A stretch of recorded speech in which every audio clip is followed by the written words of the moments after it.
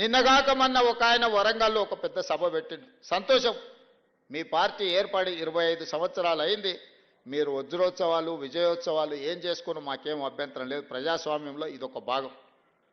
140 సంవత్సరాల చరిత్ర కలిగిన కాంగ్రెస్ పార్టీకి మేము ప్రాతినిధ్యం వహిస్తే 25 సంవత్సరాలు చరిత్ర కలిగిన మీ పార్టీకి మీరు ప్రాతినిధ్యం వహిస్తున్నారు. మాకేం అభ్యంతరం లేదు.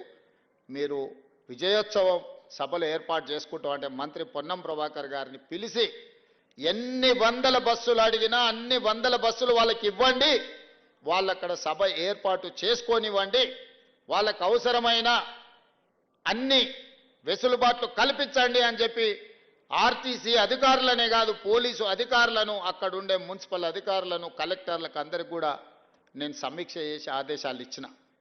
ఎందుకంటే ప్రజాస్వామ్యంలో పాలకపక్షమే కాదు ప్రతిపక్షం కూడా బలంగా ఉండాలి. ప్రతిపక్షం ప్రజా సమస్యల్ని ప్రస్తావించాలి.